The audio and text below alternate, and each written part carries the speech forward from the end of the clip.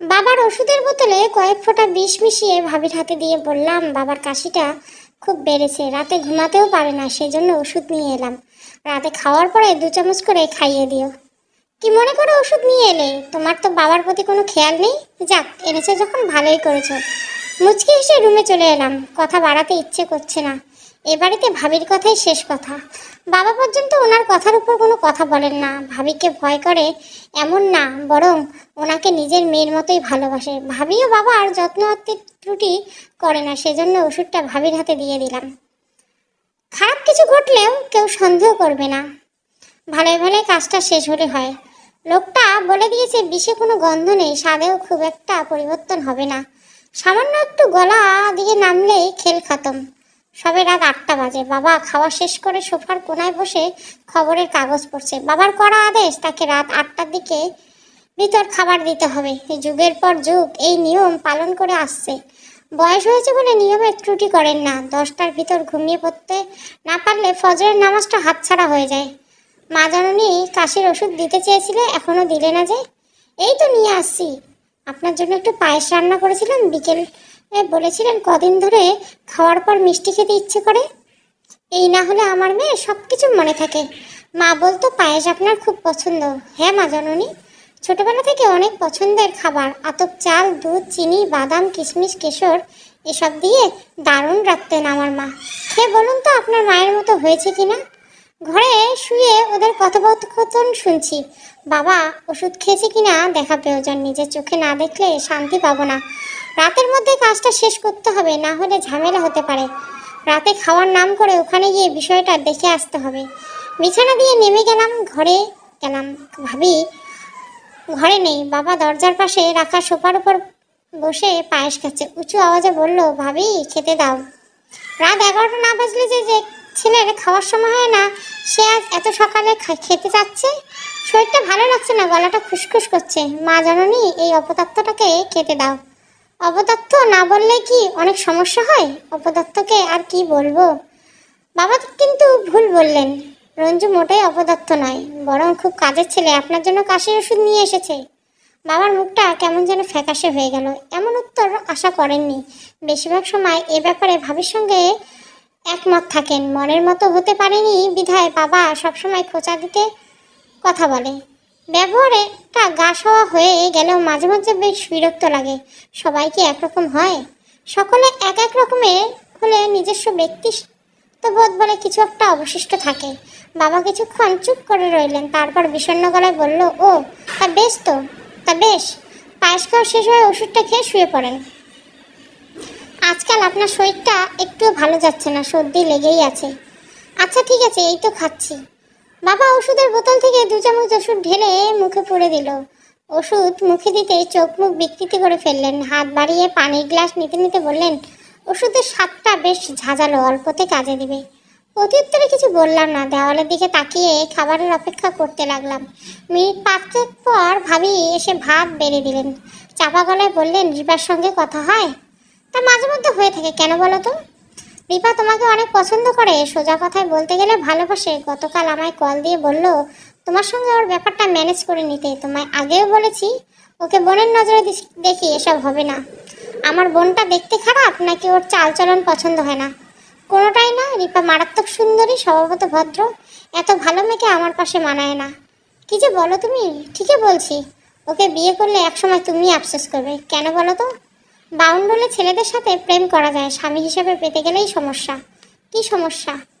তুমি ওসব বুঝবে না। ভাইয়া বড্ড ঘরকুনে, নিজে না ভুগলে অন্যের সমস্যা বোঝা যায় না। আজকাল অনেক কঠিন কথা বলো, বুঝতে অসুবিধা হয়। তবে সত্যি বলতে তোমার ভাই ঘরকুনো লোক না। ঘরের প্রতি ভালোবাসা থাকলে এভাবে দিনের পর দিন বাইরে বাইরে ঘুরতে পারতো না। ভাবি মুখ চিরে দীর্ঘশ্বাস বেরিয়ে এলো। স্বামী নামক মানুষটা দিনের পর দিন অফিসের কাজে বাইরে বাইরে রাত কাটালে বেশিরভাগ মেয়েদের ভালো থাকতে পারে না। ভাইয়া কবে ফিরছে কিছু কেউ জানিয়েছে? না, ও ব্যাপারে তার সঙ্গে কথা হয় না। সবে 4 দিন হলো। আর দিন 2 যাক, তারপর হয়তো ফিরবে। ও মা, তোমার পাত তো খালি, আর একটু ভাত দেই? না, অনেকটা খেয়ে ফেলছি। তোমার সাথে কথা বলতে বলতে কখন খাওয়া শেষ হয়ে গেল খেয়াল করতে পারলাম না। তুমি খেয়ে দিয়ে শুয়ে পড়ো। শুধু শুধু রাত জেগে কি করবে? ভাইয়া আজ আর ফিরবে না। বাবা নিজের রুমে চলে গিয়েছে অনেকক্ষণ আগে। ভাবিও মলিন হেসে নিজের রুমের দিকে হাঁটা দিল। ভাবি মানুষটা নেহাত মন্দ নয়, বরং তাকে ভালোই বলা চলে। দিনের পর দিন বাড়ির সবকিছু দেখে শুনে রেখেছে। ভাইয়ের সাথে সম্পর্কটা খুব বেশি রঙিন না হলেও দুজনের দাম্পত্য জীবন বেশ সুখের। ভাইয়ের সঙ্গে কোনো ঝগড়া বিবাদ নেই। সপ্তাহখানেক বাইরে কাটিয়ে বাড়ি ফেরার পর যত্ন আত্মের কোনো ত্রুটি করেন না। আচ্ছা, রিপা কি এমন মানানসই মেয়ে মানুষ, নাকি প্রচণ্ড তেজি স্বভাবের? বিছানায় শুয়ে এপাশ ওপাশ করছি, ঘুম পাখি ধরা দিতে চাইছে না। সামান্য চিন্তা হচ্ছে ওষুধটা ঠিকমতো কাজ করলে হয়। ওষুধটার কাজ না করলে আবারও কিছু টাকা নষ্ট হবে। এর আগে দুবার চেষ্টা করেছি, তবে লাভ হয়নি। বাবা যেন কেমন করে বেঁচে গিয়েছিল, বোধহয় বিষ নষ্ট হয়েছিল। দোকানদার ঠকিয়ে দিয়েছিল। পরপর দুবার কাজ না হওয়ার পর লোকটাকে অনেক খুঁজছি, কিন্তু কোথাও পাইনি। এসব জিনিস নিয়ে বেশি দিন এক এলাকায় ঘোরাঘুরি করা বেশ মুশকিল। পুলিশের খপ্পরে পড়লেই সব শেষ। আপাতত বিশেষ চিন্তাগুলোকে মস্তিষ্ক থেকে দূরে সরাতে হবে, না হলে সারা রাত নির্ঘুমে কাটাতে হবে। বাবা ঠিকই বলেন, আসলেই আমি একটা অপদার্থ ছেলে। অপদার্থ না হলে কি একই মিশনে পরপর দুবার ফেল করে? সে যাই হোক, এবার কাজ হলেই হলো, সব কিছু সমাধান হয়ে যাবে। ব্যর্থ হওয়ার পর ভেঙে না পড়ে দিনের শেষে সফলতার মুখ দেখা যায়। না, এসব চিন্তা বের হতে পারছি না। মোবাইল বের করে রিপার নাম্বারে কল দিলাম। মেয়ে মানুষের সাথে কথা বললে নাকি দুনিয়ার চিন্তা ভুলে থাকা যায়। দুবার রিং হওয়ার পর কল রিসিভ করলো। ফোনের ওপাশ থেকে ঘুম জড়ানো মেলি কণ্ঠে বলে উঠল, কে আপনি? রাত বেরোতে কল দিয়েছেন কেন? চাপা গলায় বললাম, আমি রঞ্জু। ভাবি বলল, আপনি কিছু কথা বলতে চেয়েছেন, সময় করে আপনার সঙ্গে কথা বলতে নিতে। ও সরি, আসলে বুঝতে পারিনি আপনার সময়ের যে দাম। কি জন্য কল দিতে বলেছিলেন? আমি আপনাকে কল দিতে বলিনি, বরং আপনি আপাকে বলেছেন আমার সাথে আপনার মাঝে মাঝে কথা হয়ে থাকে। ওই তখনই এ কথা বলতে ইচ্ছে হয়েছিল। মিথ্যে বলতে হবে না কেন? মাঝে মধ্যে একটু কথা বললে কি খুব অসুবিধা হয়? না, তা হবে না কেন? তাহলে যোগাযোগ রাখেন না কেন? জানেন কলেজে কত ছেলে আমার পিছনে পড়ে থাকে, শুধু আপনি কেন গুরুত্ব দেন না? গুরুত্ব দেই না বলেই আমার প্রতি তো তোমার এত আকর্ষণ। সুন্দরী মেয়েরা কখনো চাইবে না কোনো পুরুষ তাকে অবহেলা করুক। কবিদের মতো কথা বলছেন? না, ওসব কবি টবি হওয়ার কোনো ইচ্ছে নেই আমার। কেন মনে হচ্ছে আমি কবিদের মতোই কথা বলছি? অনেক সাজিয়ে গুজিয়ে কথা বলছেন, তাই বললাম। হাসালে। আমি নাকি সাজিয়ে গুজিয়ে কথা বলছি? এই কাজটা আমার পক্ষে সম্ভব নয়। কেন সম্ভব নয়? কোনো কারণ ছাড়া সাজিয়ে গুজিয়ে কথা বলতে পারলে এতদিনে গোটা কত প্রেমিকা জুটিয়ে ফেলতাম। প্রেমিকা জোটানোর ইচ্ছে বুঝি অনেক? না, তা বলতে চাইনি। অনেক রাত পর্যন্ত রিপের সঙ্গে কথাবার্তা চলল। মেয়েটার কণ্ঠে সুমিহীন ক্ষমতা আছে। একবার শুনতে আরম্ভ করলে শেষ করতে ইচ্ছে হয় না। কথা বলতে বলতে বাবার ব্যাপারটা মাথা থেকে বেরিয়ে গেছিল। দুশ্চিন্তা না থাকলে ঘুম পাখি খুব সহজেই ধরা দেয়। সকালে ভাবি চিৎকারে ঘুম ভাঙলো। বাবার ঘর থেকে আওয়াজ আসছে। ভাবি ভীতু গলায় চিৎকার করছে। মুচকি এসে বাবার ঘরের দিকে দৌড় লাগালাম। এতদিন কাজটা হলো। বাবার ঘরে দেখি চোখ কপালে। বাবার শরীরে অসংখ্য ক্ষত ক্ষত করে রক্ত চুইয়ে পড়ছে। কোনটায় রক্ত শুকিয়ে গেছে। মুখমণ্ডলের অবস্থা ভালো নয়। কেউ অনেকদিনের আক্ষেপ মিটিয়ে বাবার শরীরে ছুরি চালিয়েছে, কিন্তু কে এমন করলো? পরিস্থিতি বুঝতে না পারে মাথায় হাত দিয়ে মাটিতে বসে পড়লাম। আমি ছাড়া অন্য কেউ আছে? বাবার সঙ্গে কারো দ্বন্দ্ব আছে বলে জানা নেই। হুট করে কাউকে দোষারোপ করতে পারছি না। ভাবি শাড়ির আসলে মুখ লুকিয়ে এক নাগারে কেঁদেই চলছে। দরজার পাশে দাঁড়িয়ে শূন্য দৃষ্টিতে বাবার দিকে তাকিয়ে, ওনার দিকে তাকিয়ে দেখে আমার কাছে এগিয়ে এলো। কাঁধের উপর হাত রেখে ভীতি গলে বলল, রঞ্জু, তোমার ভাইকে খবর দিব? হ্যাঁ, তা তো দিতে হবে। তুমি ভাইয়াকে খবর দাও। ভাইয়া এসব জানা প্রয়োজন। আমি পুলিশকে কল করে বিষয়টা জানাচ্ছি। দেরি করলে সবাই আমাদেরকে সন্দেহ করবে। কি থেকে কি হয়ে গেল আল্লাহ রে! ভাবি কাঁদতে কাঁদতে মোবাইল খুঁজতে লাগলো। যদিও ভাবির মোবাইলটা ওনার ঘরে টেবিলের উপর রাখা আছে। বাবার রুমে আসার পথে দেখে এসেছি ঘরের দরজা হট করে খোলা। ঘরের মধ্যে এক পলক তাকালে স্পষ্ট দেখা যাচ্ছে, তবুও তা খুঁজে পেতে বেশ সময় লাগবে। এখন বিপদের সময় কোনো কিছুই ঠিকভাবে খুঁজে পাওয়া যায় না। দোতলা বাড়ি আমাদের। নিচের তলায় একটা রুমে বাবা থাকেন। নিচতলায় বেশিরভাগ জায়গা জুড়ে ড্রয়িং আর খাওয়া দাওয়ার ঘর। উত্তর দিকে রান্নাঘর, রান্নাঘরের সাথে বিশাল বারান্দা। দুদিকে দুটো রুম আছে। এক রুমে বাবা থাকেন, অন্য রুমটা খালি পড়ে থাকেন।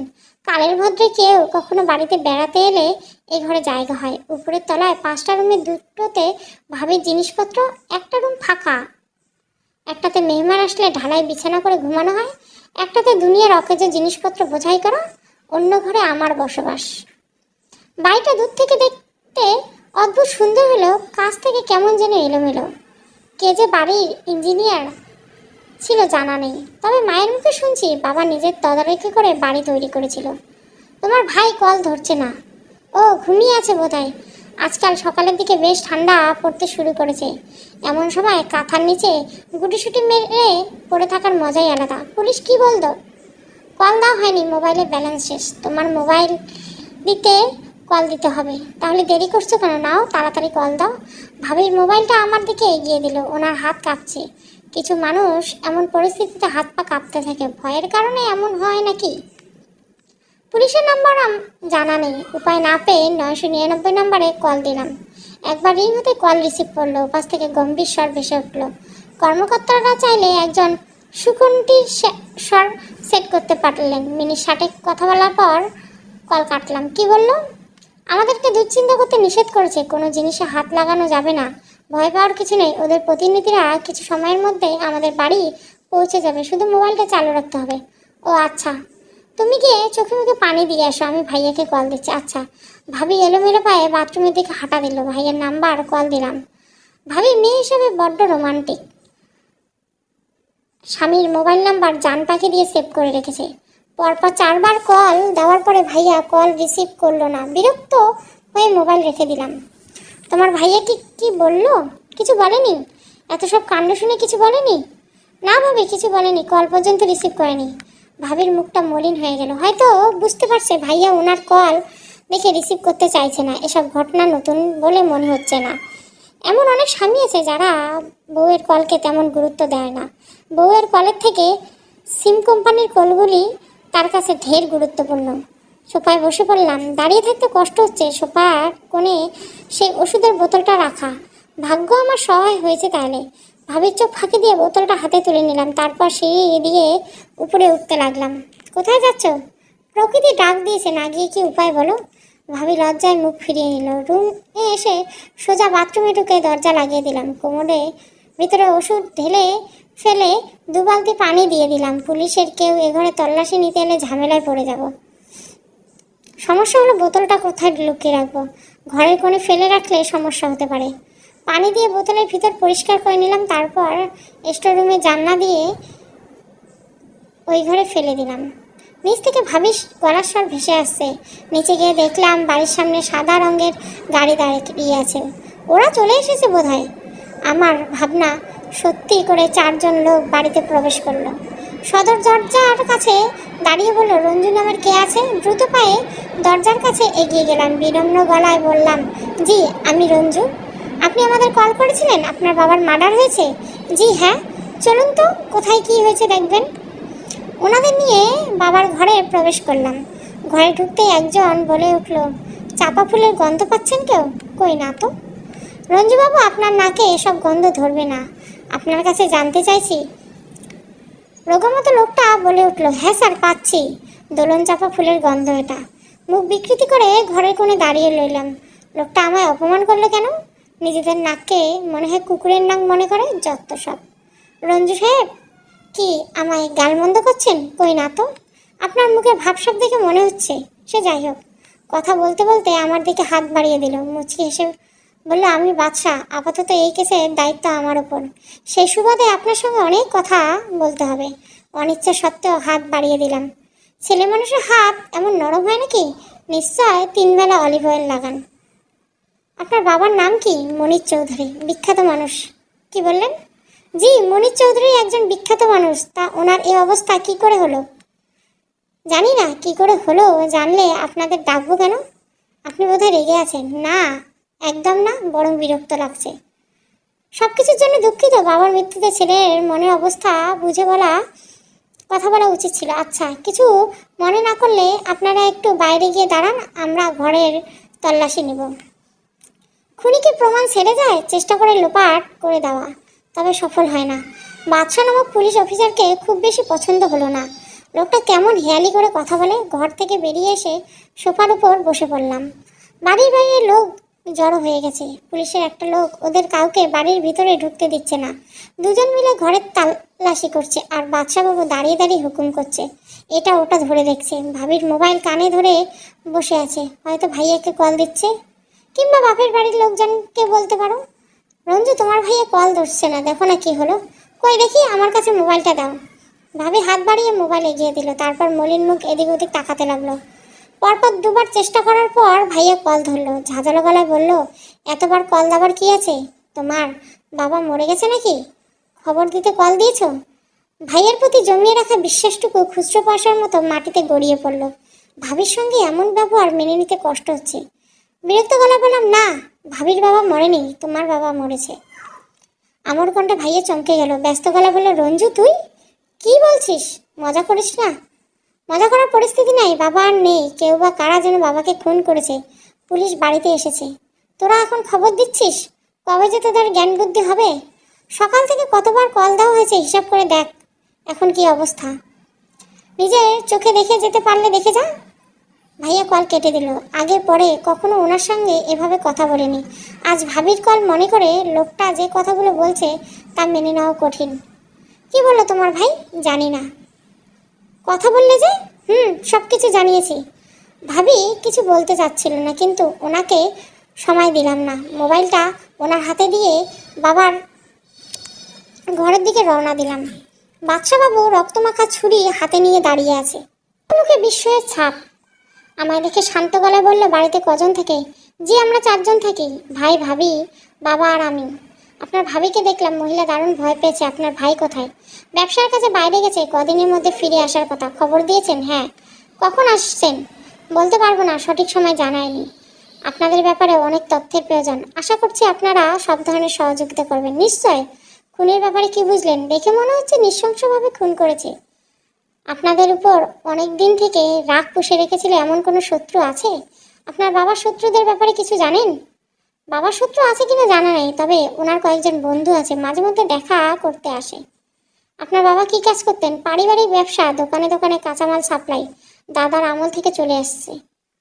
ব্যবসায় যোগ দিয়েছেন কে? আপনি কিংবা আপনার ভাই?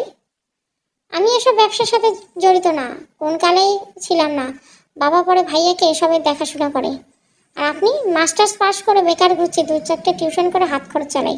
বাবার সঙ্গে সম্পর্ক কেমন? ভালো না। এত সহজে বলে দিলেন? নিজের বাবার সঙ্গে সম্পর্ক ভালো রাখতে পারেননি? নিজের বাবার সঙ্গে সম্পর্ক খারাপ হয়, অন্যের বাবাদের সঙ্গে কারো তেমন লেনাদেনা থাকে না। আপনি তেমন সুবিধার লোক নয়। যাই হোক, কিছু মনে করবেন না, পুলিশের চাকরি করতে গিয়ে সকলের সঙ্গে সুসম্পর্ক বজায় রাখা সম্ভব হয় না। ওনার কথার জবাব দিলাম না। লোকটার কথাবার্তা সুবিধার মনে হচ্ছে না, বোধহয় সন্দেহ করছে। হাবু মিয়া লাশটা পোস্টমর্টমের জন্য পাঠিয়ে দাও, ছুরিটা সাথে নিয়ে দিয়ে দিও। রক্তের ব্যাপারটা মিলিয়ে দেখতে হবে। আচ্ছা স্যার, ফল কাটা ছুরি দিয়ে গলা কাটা সম্ভব? ব্যাপারটা যেন কেমন কেমন লাগছে। হাবু মিয়া বেশি কথা বলার স্বভাব কখনোই গেল না। হাবু মিয়া দেদার হেসে কাজ করতে লাগলেন। বাদশাবাবু ভাবির দিকে এগিয়ে গেলেন। এখন ভাবির দিকে গাদা গাদা প্রশ্ন ছুড়ে দেবেন। এসব অশান্তি ভালো লাগছে না। দেওয়ালের সাথে হেলান দিয়ে দাঁড়িয়ে আছে। বাদশাবাবু হাত দাঁড়িয়ে কিসব বলছেন। ভাবি আঁচল দিয়ে মুখ ঢেকে সব প্রশ্নের উত্তর দিচ্ছেন। ওদের কথোপকথন শোনা জানার আগ্রহ দেখালাম না। এমনিতে বাদশাবাবুর নজরে পড়ে গেছে, আগ বাড়িয়ে কোনো কিছু করা উচিত হবে না। যে ব্যক্তিকে হত্যা করেছে সে আর যেমন তেমন লোক নয়, অনেক দিন ধরে মনের মধ্যে রাগ পুষে রেখেছে, সেজন্য লাশের এমন বিভৎস অবস্থা। মৃত ব্যক্তির শরীরকে কষ্ট দিয়ে সমস্ত রাগ উসুল করে নিয়েছে। ভাইয়া হন্তদন্ত হয়ে ঘরে প্রবেশ করলো, ব্যস্ত গলায় বলল, কোথায় বাবা? বাবা কোথায়? কি হয়েছে ওনার? তোরা সবাই কোথায় ছিলে? বাবাকে দেখে রাখতে পারলি না? ভাইয়ার গলা শুকিয়ে গেছে, কণ্ঠস্বর জড়িয়ে আসছে। চারিদিকে তাকিয়ে পরিস্থিতি বুঝতে চেষ্টা করেছে। ভাবির দিকে তাকিয়ে কর্কশভাবে বলল, তুমিও বাবাকে দেখে রাখতে পারলে না? সারাদিন এমন কি কাজ করো শুনি? ভাবি কিছু বলার আগে ভাইয়া মাটিতে লুটিয়ে পড়লো। কয়েকজন লোক ভাইয়ার কাছে দৌড়ে এলো। বাদশাবাবু তখনও কিছু বলছিল। ভাবি ওনার কথা উপেক্ষা করে ভাইয়ার কাছে ছুট লাগালেন। কি হলো ছেলেটার? কেউ একটু পানি দাও। বাপের মরা সহ্য করতে পারেনি, জ্ঞান হারিয়েছে। সত্যি ছেলেটা বাপকে অনেক সম্মান করতো, আজকাল ছেলেদের মতো নয়। ভাইয়াকে ঘিরে ছোটোখাটো জটলা সৃষ্টি হয়েছে, সেখান থেকে এসব কথা ভেসে আসছে। বাদশাবাবু তীক্ষ্ণ নজরে আমার দিকে তাকিয়ে আছেন, হয়তো কোনো হিসাব মেলানো চেষ্টা করছে। উনি আপনার ভাই? হ্যাঁ। দুর্বল হৃদয়ের মানুষ, আপনার মতো শক্ত না। বাচ্চাবাবু প্লিজ, আপনি খুনের তদন্ত করুন, আমার চরিত্র বিশ্লেষণ করতে হবে না। রেগে যাচ্ছেন কেন? রেগে যাওয়া অস্বাভাবিক কিছু না। আপনার বাবারা কয় ভাই বোন? 3 ভাই বোন। দুজন বাবার থেকে বয়সে ছোট। ওনারা কোথায় থাকেন? ফুপুর বিয়ে হয়নি, ছোট চাচার সঙ্গে গ্রামে থাকেন। গঞ্জের বাজারে চাচার মুদির দোকান আছে, ওই দিয়ে ওদের সংসার চলে। আপনাদের সাথে সম্পর্ক কেমন? আসা যাওয়া করে? না, আসা যাওয়া নেই বললেই চলে। বাবার সঙ্গে কোনো কাজ না থাকলে কখনোই আসে না। আত্মীয়দের সাথে সম্পর্ক ছিন্ন করতে নেই, ইসলামী নিষেধ আছে, জানেন তো? জানতাম। গ্রামে খবর পাঠানোর ব্যবস্থা করুন, ওনাদের প্রয়োজন পড়তে পারে। আপনি কাকে সন্দেহ করছেন? আমি সবাইকে সন্দেহ করি। বাড়িতে আপনারা দুজন মানুষ থাকতে এমন ঘটনা ঘটেছে, অথচ কেউ কিছুই জানে না। ব্যাপারটা গলে মেলে লাগছে। আমরা সত্যি বলছি, বিশ্বাস করা না করা আপনার ব্যাপার। আপনার মোবাইলটা নিয়ে আসুন তো। কেন? দরকার আছেই বলে বলছি। এত প্রশ্ন করলে হবে? মোবাইল আনতে ঘরের দিকে হাঁটা দিলাম। সত্যি বলতে কাল রাতে কি হয়েছে কিছুই জানি না। সন্ধ্যার দিকে বাবার ঘরের সঙ্গে লাগানো অন্য রুমটায় শুয়েছিলাম, বাবার ওষুধ খাচ্ছে কিনা নিশ্চিন্ত হওয়ার জন্য। রাতে খাওয়ার পর নিজের ঘরেই চলে গেছিলাম। ওখান থেকে তেমন কিছু শুনতে পাইনি। বাদশাবাবু এনে বাদশাবাবুর হাতে দিয়ে দিলাম। উনি কলনিশ ঘাটিয়ে দেখছেন রিপাকে, ভাবির বোন, আর আপনার বিশেষ কেউ না। তারপরে গত রাতে 3 ঘন্টা 58 মিনিট কথা বলছেন। একটা বিষয়ে কথা বলার প্রয়োজন ছিল। থানায় চলে আসবেন, ওখানেই বাকি কথা হবে। হাবু মিয়া, মনিবাবুর বড় ছেলের জ্ঞান ফিরেছে, ওনার সঙ্গে কথা বলে থানায় চলে আসুন। গাড়ি আসলে লাশটা পাঠিয়ে দিয়েন, দেরি করলে রিপোর্ট দেরিতে আসবে। হাবু মিয়া মাথা নাড়িয়ে সম্মতি জানাতে বাদশাবাবু বেরিয়ে গেলেন। বাড়ির সামনে লোকজনের ভিড়, যদিও ভিড় ঠেলে সামনে এগোতে সমস্যা হচ্ছে না। ভাইয়া সোফায় বসে আছে, ভাবি পাশে দাঁড়িয়ে মাথায় তেল পানি দিচ্ছে। এতটা সমস্যা হবে ভাবতে পারিনি। পোস্টমর্টম রিপোর্ট আসলে ফেসে যেতে পারি। ভাবির বাপের বাড়ির লোকজন এসে পৌঁছালো। সবার সামনে রিপা, মেয়েটা বড় বড় পা ফেলে সামনের দিকে এগিয়ে আসছে, যেন নিজেই সব কিছুর সমাধান করে ফেলবে। রঞ্জুবাবু, আপনি কি আমার উপর রেগে আছেন? না তো। আপনার উপর রেগে থাকবো কেন? কাল রাতে আমার সঙ্গে কথা না বললে বাবাকে বাঁচাতে পারতেন। আমার জন্য সব কিছু হয়েছে। না রিপা, তোমার জন্য কিছু হয়নি। তাছাড়া কাল রাতে তুমি কল দাওনি, আমি তোমায় কল দিয়েছিলাম। এতে তোমার কোনো দোষ নেই। সত্যি বলছেন তো? আপনি আমার উপর রাগ করেননি? না, তোমার উপর রেগে নেই। এখন গিয়ে ভাবিকে সান্ত্বনা দাও। সকাল দিয়ে অনেক ধকল গেছে। বাবা মা গিয়েছে আপুর কাছে। আমি না হয় আপনাকে সান্ত্বনা দিই, আমি ঠিক আছি। না, আপনি ঠিক নেই। আপনার কপালে বিন্দু বিন্দু ঘাম জমছে, গায়ের শার্টটা ভিজে গেছে। এভাবে ভেঙে পড়বে না। আচ্ছা, এদিকে এসে বসুন, ফ্যানের নিচে বসলে আরাম লাগবে। বললাম তো ঠিক আছে। রিপার কথায় গুরুত্ব দিল না। হাত টেনে নিয়ে একটা চেয়ারে বসিয়ে দিল, চেয়ারটা সোজা ফ্যানের নিচে রাখা। রান্নাঘরে গিয়ে 1 গ্লাস পানি এনে দিল, গ্লাসটা মুখের সামনে ধরে বলল, পানি খেলে কিছুটা ভালো লাগবে। পানি আনতে রান্নাঘরে গেল কেন? টেবিলের উপর জগ রাখা আছে, একটু কষ্ট করতে ইচ্ছে হলো। রিপা, জি বলেন। শান্ত হয়ে বসো, বাড়িতে অনেক লোক জড়ো হয়েছে। সবাই এই ব্যাপারগুলো স্বাভাবিক চোখে দেখবে না, বিশেষ করে মহিলারা। কে কি ভাবলো না ভাবলো তাতে কিছু যায় আসে না। আমার আসে যায়, একটু বাদেই খবর ছড়িয়ে পড়বে। কি খবর? রঞ্জু ছেলেটার চরিত্র ভালো না, বাপের লাশের ঘরে রেখে মেয়েদের সাথে কী সব করছে। দুঃখিত। রিপা আমার কাছ থেকে দূরে চলে গেল। ওর যাওয়ার দিকে তাকাতে পারলাম না। হাবু মিয়া ভাইয়ের সাথে কথা বলছে। আজ কোনো কাজ নেই, বিকালের দিকে থানায় যেতে হবে। আস্তে আস্তে লোকের ভিড় কমতে শুরু করলো। ভাইয়া হাতের ইশারায় ডাকছে। রঞ্জু, এসব কি করে হলো? জানি না। কাল রাতে খাওয়ার সময় বাবার সাথে দেখা হয়েছিল, সব কিছুই একদম ঠিকঠাক। ভাইয়া উঠে এসে আমায় জড়িয়ে ধরে কাঁদতে কাঁদতে বলল, আমরা এতিম হয়ে গেলাম রে ভাই, আমরা এতিম হয়ে গেলাম। না জানতে ভাইয়ের পিঠের উপর হাত রেখে ধরলাম। এই মানুষটার প্রতি অভিযোগ করতে পারি না, কখনোই না। পিঠের উপর কয়েক ফোঁটা পানি পড়ছে, ভাইয়ার চোখের পানি। বাবা হারানোর যন্ত্রণা এমনই হয় তাহলে। ভাবি, ভাইয়াকে ঘরে নিয়ে যাও। ভাইয়া এগিয়ে এসে ভাইয়ার হাত ধরলো, নরম গলায় বলল, ঘরে চলো, ওরা বাবাকে নিয়ে গেছে। ভাবি চোখ দিয়ে পানি পড়ছে, মোছার চেষ্টা করছে। ভাইয়া ধীর পায়ে হেঁটে ঘরে গেল। ভাবি, মা, রিপা ওদের পিছনে। আশেপাশে তাকিয়ে দেখলাম লোকজন নেই বললে চলে। সজীব কাকু দরজার পাশে দাঁড়িয়ে আমায় ডাকছেন। আল্লাহ সব কিছু বিচার করবেন, ভরসা রাখো বাবা, আমরা কাল আসবো, একটু কাজ আছে। কান্নাকাটি করো না, আসি কেমন? মাথা নাড়িয়ে সম্মতি জানালাম। কি আশ্চর্য, চোখের কোনা ভিজে গেছে। আমি কি কাঁদছি? পাহাত বিছানায় শুয়ে আছে, রিপা ওর কপাল চেপে দিচ্ছে। মাঝে মধ্যে দুলাভাইয়ে সেবা করলে নিহাত মন্দ নয়, তবে রিপার কাছে এসব ভালো লাগছে না। অন্য পুরুষের সেবা করা কোনো মানেই নেই যেখানে তার বউ উপস্থিত।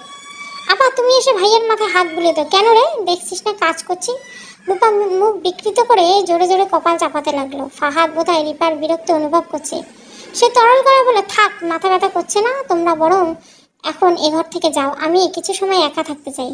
রিপা এক লাফে খাট থেকে উঠে দাঁড়ায়, তারপর বোনের হাত ধরে বলে, চলো দুজন মিলে কিছু নাস্তা তৈরি করে, মনে হচ্ছে কারো সকালে খাওয়া হয়নি। তনিমা মাথা নেড়ে বোনের কথায় সম্মতি দেয়।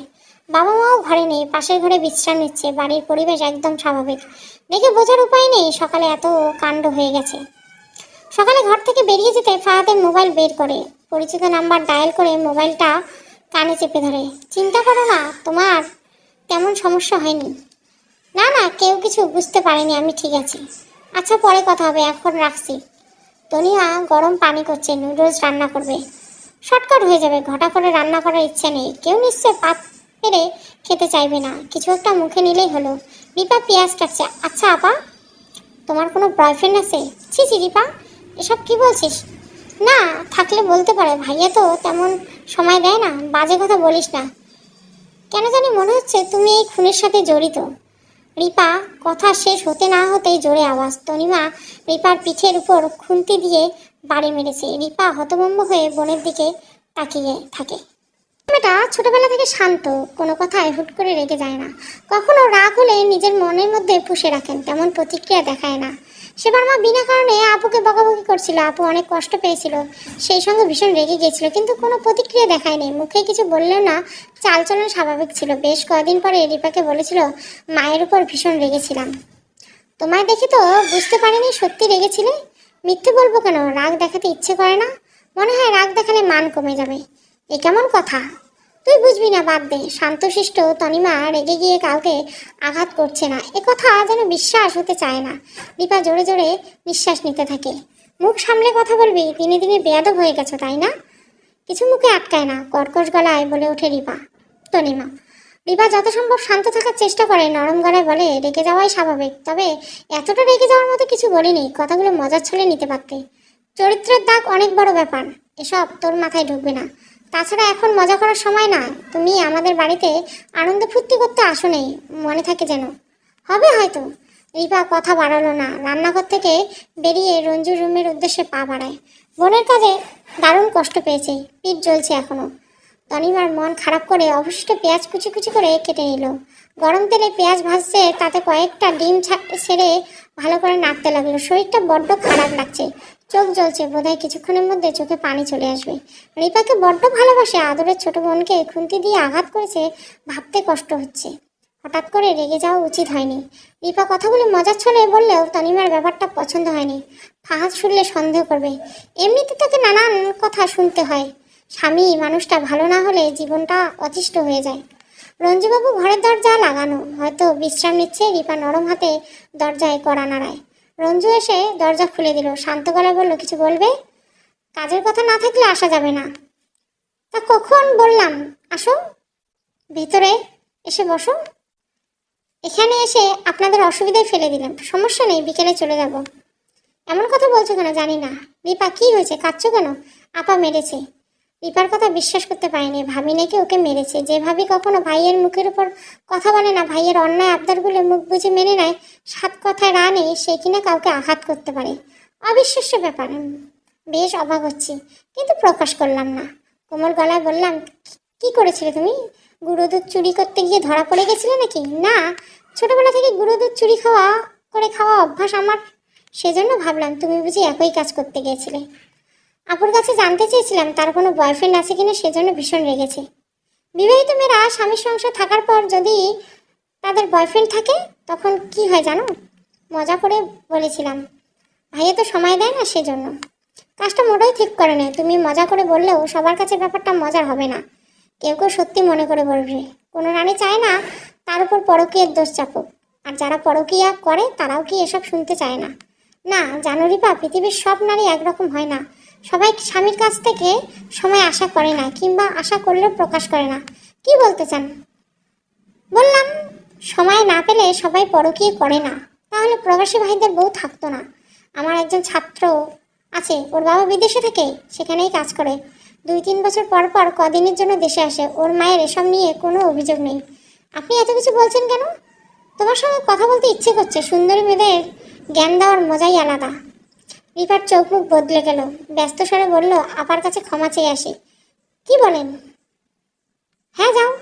রিপা চলে যেতেই বিছানায় বসে পড়লাম। বাবার খুনের সঙ্গে ভাইয়ের কোনো যোগ নেই তো? না না, ভাইয়া এমন করবে কেন? ওর কাছে খুনের কোনো কারণ নেই। আজীবন বাবার পছন্দের ছেলে হয়ে থেকেছে। বাবার প্রতিটা কথা অক্ষরে অক্ষরে পালন করেছে। ভাবির মতো সাদাসিধা মানুষ খুন করতে পারে না। তাহলে কে? কাল রাতে কেউ এসেছিল নাকি? আসলেই আমরা জানতে পারলাম না কেন? চিন্তার সাগরে ছিলাম বেশ কিছুক্ষণ। রিপার নুডলস নিয়ে এলো, লাজুক গলায় বলল, ভাবি বলল এগুলো খেয়ে নিতে। সকাল থেকে কিছু খাননি, এভাবে না খেয়ে থাকলে শরীর খারাপ হবে।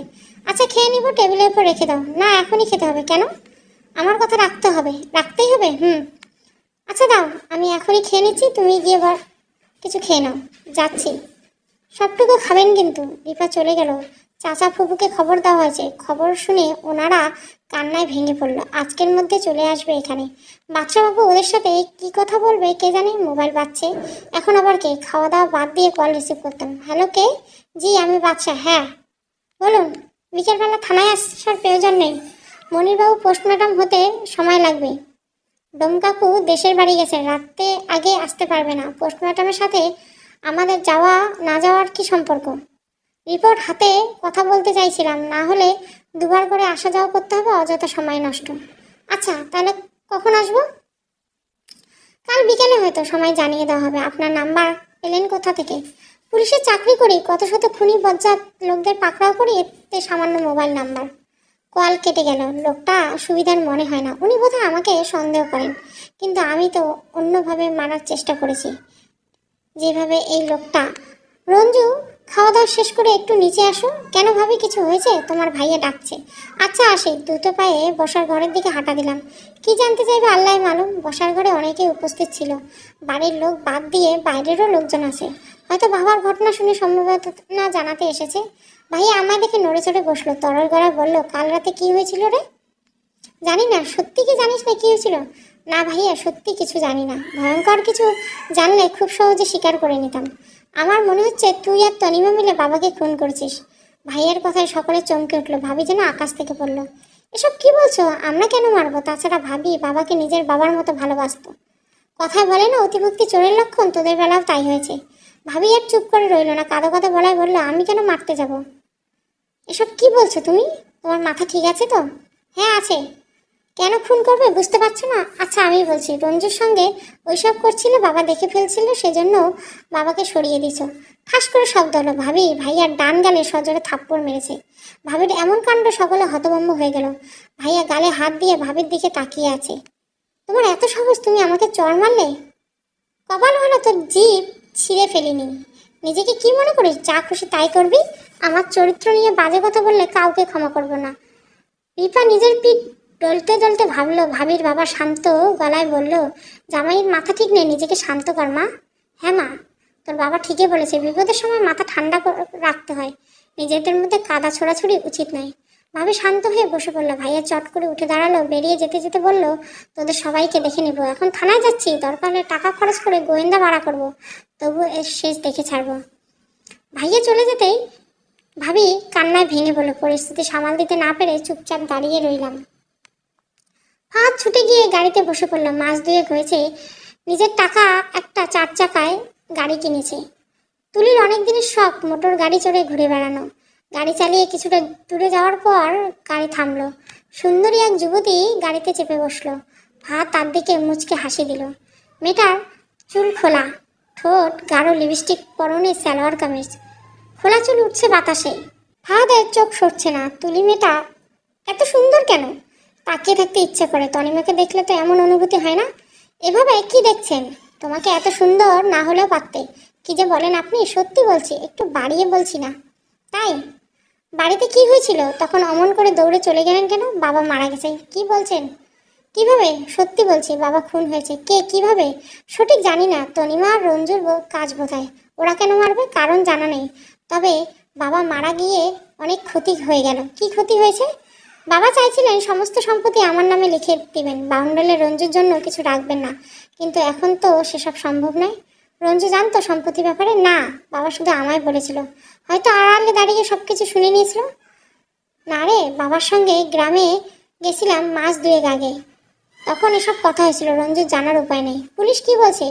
পোস্টমর্টম রিপোর্ট না আসলে কিছু বলতে পারছে না। পুলিশরা অত সহজে খুনিকে ধরতে পারবে বলে মনে হয় না। ওদের নানান কাজ থাকে, একটা কেস নিয়ে পড়ে থাকার সময় কই। কি করবেন এখন? পুলিশ কাকে কাকে সন্দেহ করছে জানি না, তেমন কোনো কথা হয়নি। আমাকে ভুলে যাবেন না তো? না, কখনোই না। বাবার ব্যাপারে সমাধান হয়ে গেলে আমরা বিয়ে করে ফেলবো, তনিমাকে ডিভোর্স দিয়ে দিলেই হয়। মনে হয় না কোনো প্রকার ঝামেলা করবে। জানো তুলি, বাবা আমায় অনেক ভালোবাসতেন। ফাহাদের চোখ দিয়ে পানি গড়িয়ে পড়ছে। বাবার মৃত্যুর শোক সহ্য করতে পারছে না। তুলি ফাহাদের দিকে ঝুঁকে কাঁধে হাত দিল। তুলি সান্ত্বনা পেয়ে ফাহাদের কান্না কয়েক গুণ বেড়ে গেল। তুলি পরিস্থিতি সামলাতে না পেরে এদিক ওদিক তাকিয়ে থাকে। ফাহাদকে জড়িয়ে ধরে সান্ত্বনা দেওয়ার কোনো মানেই হয় না। লোকটার উদ্দেশ্য খুব বেশি সুবিধার মনে হয় না। বেশ কদিন ফাহাদের থেকে দূরে থাকতে হবে, তারপর সময় বুঝে কেটে পড়তেই হবে।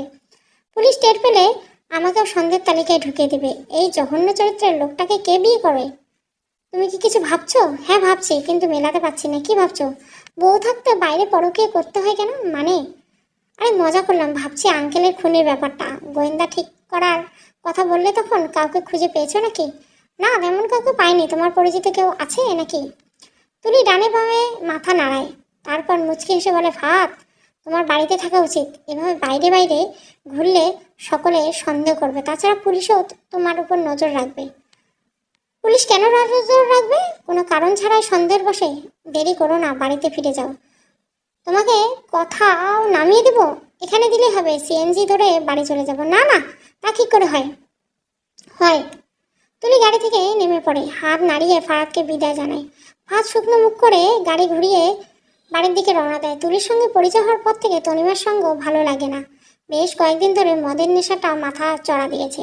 নেশার কারণে বাড়িতে ফেরা হয় না। রুবেলের বাড়িতে রাত পার হয়ে যায়। রুবেল ছেলেটা বেশ কাজের, একাই থাকে বাড়িতে, ঝামেলা করার কেউ নেই। তুলি গাড়ি থেকে নেমে নিজের মাকে কল দেয়। উচ্ছেদ গলায় বলে, মনির চৌধুরী মারা গেছে। আমার প্রতিশোধ সম্পূর্ণ হলো। ওপাশ থেকে কোনো আওয়াজ আসে না। তুলি বিচলিত হয় না। মুচকি এসে মোবাইলটা ব্যাগে রাখে। আজ অনেক কাজ করতে হবে। চারপাশে দোলন চাপার গন্ধে মহমা করছে। এখানে নাকি দোলন চাপা ফাটে? বিছানায় শুয়ে কান পাতলা পাতলা ভাবছে। বাবার খুনের ব্যাপারে কোনো হদিশ পাওয়া যাচ্ছে না। পুলিশও তেমন গুরুত্ব দিচ্ছে না। রিপা মেয়েটা আসার পর থেকে আমার পিছনে পড়ে আছে, তাকেও এড়িয়ে যেতে পারছি না। মেয়েটার মাঝে অদ্ভুত ক্ষমতা আছে, কিন্তু সেই ক্ষমতা বোঝার মতো বুদ্ধি আমার নেই। ভাইয়া ভাবির সংসারে ফাটল ধরেছে। ভাইয়া যাবার পর থেকে ভাবির কান্না থামছে না। মা বাবাও তাকে শান্ত করতে পারছে না। গ্রাম থেকে কাকা আর ফুপু এসেছে। বাড়িতে ঢুকতে না ঢুকতে কান্না জুড়ে দিয়েছে। ভাই হারিয়ে গেছে এ কথা মানতে পারছে না, অথচ বেঁচে থাকতে কখনো তেমন খাতির নজরে পড়েনি। মানুষ মরলে দুদিনের জন্য তার প্রতি ভালোবাসা বাড়ে, তারপর চিরতরে ভুলে যায়। মনে লাগলেও গায়ে লাগে না। দুপুরে সাগর কাকাদের বাড়ি থেকে ভাত তরকারি নিয়ে দিয়ে গেছে। মরা বাড়িতে নাকি রান্না হয় না। কাকিমার হাতের রান্না বেশ দারুণ। খাওয়ার সময় ভালোই লাগছিল। ওনারা চাইলে একটা রেস্তোরাঁ খুলতে পারেন। প্রচুর লোকের ভিড় হবে, আমি তো রোজই যাব। রঞ্জুবাবু ঘরে আছেন? হ্যাঁ, ভেতরে আসো। কি করছেন? বিছানায় শুয়ে এপাশ ওপাশ করছি আর আকাশ পাতাল ভেবেই চলছি। এত কি ভাবছেন? আপাতত তোমার কথা চিন্তা করছি। তুমি কি সিরিয়াল দেখো? কোন সিরিয়াল? যে সিরিয়ালের নায়িকারা তাদের প্রিয় মানুষকে বাবু বলে ডাকে। না না, ওসব দেখার সময় নেই। আমার মনে হচ্ছে তুমি ওসব একটু বেশি পছন্দ করো, সেজন্য আমার নামের শেষে বাবু শব্দটা লাগিয়ে রঞ্জুবাবু ডাকো। এমা কী সব বলছেন? শুধু শুধু রঞ্জু শুনতে কেমন কেমন লাগবে না, তাই বাবু বলি। একদম কেমন কেমন লাগবে না। তোমাকে রিপা বাবু বলে ডাকলে কেমন শোনায়? রিপা বলতে হবে না, শুধু বাবু বললেই হবে। রিপা লজ্জা পেয়ে চলে গেল। মেয়েটার মাথায় সমস্যা আছে, আজকাল উদ্ভট আচরণ করে। আগে এমন ছিল না। মানুষ চিন্তা এড়াতে এমন কাজ নাকি করে। ভাইয়া এখন বাড়ি ফিরে নেই, কোথায় কি করছে কে জানে। রাতে খাওয়ার পর মনে পড়লো অনেকদিন বাবাকে দেখেছিলাম। বাবা সোফায় বসেছিলেন, ভাবি দেওয়া পায়েসটুকু চেটেপুটে সাবার করেছেন। কথাগুলো মনে পড়তে চোখ জ্বালা করতে আরম্ভ করলো। পানি আসবে বোধহয়। পরের দিন সকালে থানা থেকে কল এলো। বাবার রিপোর্ট আসতে আসতে দুপুর হয়ে যায়। বাদশাহবাবুর রিপোর্ট নিয়ে আমাদের বাড়ি আসবেন। সকাল বিকাল 3টায় বাড়িতে থাকতে হবে। সকলকে কথাটা জানিয়ে দিলাম। শরীর ছেড়ে দিচ্ছে। বিছানায় পিঠ এলিয়ে দিতেই ঘুম চলে এলো। আজ আমি নিশ্চিত, অনেক বেশি নিশ্চিত। ঘুম ভাঙলো ভাবির ডেকে। 3টা বেজে গেছে, দারোগা বাবু চলে আসার সময় হয়েছে। 3টা থেকে বসার ঘরে সোফার কোণে বসে আছি। বাদশাবাবুর আসার নামগন্ধ নেই। লোকটা কি সময় জ্ঞানের অভাব আছে নাকি? 4টে বাজতে 2 মিনিট বাকি, তখন দারোগা বাবুর আসার সময় হলো। দেদার হেসে বলল, একটু কাজ পড়ে গিয়েছিল, সেজন্য দেরি হয়ে গেছে, কিছু মনে করবেন না। ভাইয়া ওনার কথা পছন্দ হল না। কর্কশ গলায় বললেন, আপনারা পুলিশের লোকরা মনে করেন আমাদের মতো সাধারণ মানুষের কোনো কাজ নেই, আমাদের সময় নষ্ট করলে কিছু হবে না। ফাহাদ সাহেব রেগে যাচ্ছেন কেন? তাছাড়া আপনারা বাবার কবর হয়নি, এখন কাজের চাপ থাকলে হবে? ভালো কথা মনে করেছেন। বাবার লাশ ফেরত দিবেন কখন? আমাদের তো জানাজার ব্যবস্থা করতে হবে, কাল সকালের মধ্যে পেয়ে যাবেন। এই ধরনের 8টার মধ্যে অনেক কিছু তদন্ত করতে হবে, বুঝতে পারছি। আচ্ছা, এই দুজনকে? এনারা আমাদের কাকা আর ফুফু। ও, কি নাম আপনাদের? জি, আমার নাম মিজান আর বোনের নাম মনিরা। বাহ, আপনাদের কয় ভাই বোনের নামটা ম দিয়ে? দারুণ ব্যাপার। ভাইয়ের সাথে কেমন সম্পর্ক ছিল? ভাই বোনের মধ্যে মনমালিন্য হবে, এটাই স্বাভাবিক। তবে যাই হোক, রক্তের সম্পর্ক তো। আচ্ছা, শেষ কবে দেখা হয়েছিল ওনার সাথে? দেখা হয়েছে তা বেশ কয়েক মাস হলো। এই মাস দুয়েক গ্রামের বাড়িতে গেছিল, তখন ফাহাদও সঙ্গে ছিল। আচ্ছা, এরপর আর দেখা হয়নি? না, আমরা হচ্ছে কাজের মানুষ, শহরে বেড়ানোর সময় কই। তা বটে। আপনার বোন কোনো কথা বলছে না কেন? কি আর কইমু, ভাই হারাইছি, ভাষা ভুইলা গেছি। আচ্ছা, ফাহাদ বাবু গাড়ি করে কোথায় গেছিলেন? আপনাকে কে বললো আমি কোথাও গিয়েছিলাম? পুলিশের কাছে এসব খবর থাকে, বলুন কোথায় গিয়েছিলেন? এত ইতস্তত করছেন কেন? কাজ ছিল, সমস্ত কাজের কৈফিয়ত আপনাকে দিতে হবে নাকি? না না, তা কখন বললাম? আসলে আমার বাবার মৃত্যুর জন্য দম বন্ধ হওয়ার জন্য, সোজাভাবে বলতে গেলেন ওনাকে শ্বাসরোধ করে মারা হয়েছে। তবে ওনার রক্তে সামান্য পরিমাণ আর্সেনিক পাওয়া গেছে। মারার জন্য যথেষ্ট না হলে মৃত্যুর কারণ হতে পারে। আপনার কথা বুঝতে পারলাম না। বাদশাবাবু মুচকে হাসলেন। হাসির মাঝে অসংখ্য রহস্য লুকিয়ে আছে। বাবাকে মারার পিছনে কার হাত থাকতে পারে? আমার বিষে তো ওনার মৃত্যু হয়নি। রঞ্জু সাহেব কিছু ভাবছেন নাকি? না, কিছু না। আপনাদের তদন্ত কত দূর এগোচ্ছে? হত্যার কারণ বুঝতে পারছি না, কারো কাছে শক্তপোক্ত উদ্দেশ্য পাওয়া যাচ্ছে না। মানে? কিছু না, আপনাদের সকলের সঙ্গে আলাদাভাবে কথা বলতে চাই, ব্যবস্থা করুন। বাদশাবাবুর কথা মতো গেস্ট রুমের তালা খোলা হলো। ওই ঘরে গিয়ে ওনার সঙ্গে কথা বলতে হবে। ভাইয়া বেশ বিরক্ত হচ্ছে, কিন্তু প্রকাশ করতে পারছে না। বাদশাবাবুর হেলদোল নেই। খাটের কোনায় পায়ের উপর পা তুলে বসে আছে। ভাবি ভীতু গলায় বলল, আমি প্রথম যাব। ভাইয়া আর চোখে তাকিয়ে বলল, মুখে কিছু বলল না। ভাবি এলোমেলো পায়ে ঘরের মধ্যে গেল। ঘরে ঢুকে দরজা লাগিয়ে দিল। ভাইয়া সরু চোখে দরজার দিকে তাকিয়ে আছে। ভাবি তো আর দারোগা সাহেবের সঙ্গে এখন তো সময় কাটাতে যায়নি, তবুও এমন দৃষ্টির কারণ বুঝতে পারছি না। তনিমা বসো। না, ঠিক আছে, বলুন কি বলতে চান। অনেক সময় ধরে কথা বলতে হবে, দাঁড়িয়ে থাকতে পায়ে ব্যথা হতে যাবে। সোফার কোনায় বসে পড়ুন। ইতস্তত করবেন না। তনিমা সজোরে সোফার কোনায় বসে পড়লো। শরীরটা খারাপ লাগছে, গলাটা কেমন শুকিয়ে যাচ্ছে, একটু পানি হলে বেশ ভালো হয়। কোনো সমস্যা নেই। না না, সব ঠিক আছে। তা বেশ, মনীষ সাহেবের সঙ্গে আপনার সম্পর্ক কেমন ছিল? খুব ভালো, আমাকে নিজের মেয়ের মতো ভালোবাসতেন, সবসময় আমার কথায় সায় দিতেন। আপনার কাছে খুন করার মতো কারণ নেই। না, নেই। শেষবার কি কথা হয়েছিল? বাবার জন্য পায়েস রান্না করেছিলাম, খুব তৃপ্তি করে খেয়ে নিয়েছিল। এটাই শেষ খাওয়া হবে, কিভাবে বুঝবো? মনে হচ্ছে নিজের বাবাকে হারিয়ে ফেলছি। ফাহাদ বাবুর সঙ্গে কেমন সম্পর্ক আপনার? দাম্পত্য জীবন কেমন চলছে? এসব প্রশ্ন করছেন কেন? ব্যক্তিগত প্রশ্নের উত্তর দিতে ইচ্ছুক নই, দয়া করে এসব প্রশ্ন করবেন না। আচ্ছা, দুঃখিত। মনীষ সাহেবের সঙ্গে ফাহাদের সম্পর্ক কেমন? বাপ ছেলের মধ্যে মনমালিন্য হয়? খুব ভালো। বলতে গেলে বাবার পছন্দের ছেলে, ফাহাদকে খুব ভালোবাসতেন। বাপ ছেলের মধ্যে কখনো মনমালিন্য হয়নি। রঞ্জুর সঙ্গে কেমন সম্পর্ক ছিল? ভালোই। বাবার সঙ্গে তেমন কথা বলতো না, বাবাকে এড়িয়ে যেত। বাবার ওর উপর সন্তুষ্ট ছিলেন না। ওনার ভাই বোনের সঙ্গে কেমন সম্পর্ক? জানি না, ওনারা এ বাড়িতে আসতেন না। কালের ভদ্রে এলেও দুপুরের পরে চলে যেতেন, রাতে থাকতে দেখিনি। বাবা মাঝে মধ্যে গ্রামে যেতেন, সেখানে 2-1 রাত কাটিয়ে আসতেন। আপনার বাবা মা এখন আসা যাওয়া করেন? মাঝে মধ্যে আসেন, 2-4টা দিন থেকে চলে যান। আপনার বিয়ে হয়েছে কত বছর? 3 বছর। আপনি এখন যেতে পারেন, রঞ্জুবাবুকে পাঠিয়ে দেন। তনিমা উঠে দাঁড়ায়। বাবা মারা যাওয়ার দিন রঞ্জুর ওষুধ এনে দিয়েছিল, এই কথা বললে বোধহয় ভালো হতো। দরজা দিয়ে বের হওয়ার সময় পিছন ফিরে তাকায়। কিছু বলবেন? না, কিছু না। তনিমা রুম থেকে বেরিয়ে যায়। রঞ্জুর কাছে গিয়ে বলে, দারোগা সাহেব তোমাকে যেতে বলছে, তুমি গিয়ে কথা বলো, আমি বরং ওনার জন্য 1 কাপ চা বানিয়ে নিই। রঞ্জু তনিমার কথায় উত্তর দেয় না, গটগট করে রুমের ভিতর গিয়ে দরজা লাগিয়ে দেয়। বিরক্ত বলায় বলে, কি বলবেন আমাকে? অনেক কিছু শুনেছি। সামনে আপনার বিয়ে, পাত্রী পছন্দ হলো। কি সমস্যা আপনার? সবসময় হেয়ালি করেন কেন? এমনিতে যান্ত্রিক হতে ইচ্ছে করে না। তাছাড়া সবসময় কাজের কথা বলতে এমন নয়। কি বলবেন বলেন তাড়াতাড়ি, ব্যস্ত নাকি? না, তেমন কোনো কাজ নেই, তবে আপনার সঙ্গে কথা বলতে ইচ্ছে করে না। কেন? আমাকে অপছন্দের কারণ কি? কোনো কারণ ছাড়াই? বুঝলেন রঞ্জু সাহেব, শুধুমাত্র অপরাধীরাই আমি পছন্দ করে না, সাধারণ মানুষের কাছে এসব হেয়ালি বেশ ভালো লাগে। কাজের কথাই বলুন, কি জানতে চান? কিছু জানতে চাই না, আপনি যেতে পারেন। রঞ্জু মুখ বিকৃত মনে মনে কয়েকটা গালি দেয়। বাদশাবাবুর মাথায় সমস্যা আছে কি না কে জানে। বাদশাবাবু কিছু বলে না, চুপচাপ রঞ্জু চলে যাওয়ার দিকে তাকিয়ে থাকে। ছেলেটা সবসময় ডান পা আগে বাড়ায়, ঠোঁটের কোণে চাপা হাসি দিয়ে ফুটে ওঠে বাদশার, যেন অনেক বড় সমস্যার সমাধান করে ফেলেছে। রঞ্জু পরে ফাহাদের রুমের ভিতরে প্রবেশ করে। 2 মিনিট কথা বলার পর বেরিয়ে আসে। একে একে সকলের কথা বলা শেষ। তনিমা চায়ের কাপ হাতে দাঁড়িয়ে আছে। বেশি দেরি হলে চা ঠান্ডা হয়ে যাবে, তখন আরেক বিপত্তি। কারো সামনে ঠান্ডা চা এগিয়ে দেওয়া যায় না, কফি হলে অন্য ব্যাপার। বাদশাবাবু চা খাওয়ার অপেক্ষা করলেন না, কথা শেষ করে বেরিয়ে গেলেন। তনিমা শুকনো মুখ করে চায়ের কাপের দিকে তাকিয়ে থাকলো। দারোগার জন্য ভালোই দরদ হয়েছে দেখছি, আগ বাড়িয়ে চা করে এনেছো। এসব কি বলছো তুমি? লোকটা বাড়িতে এসেছে দেখে চা করছি।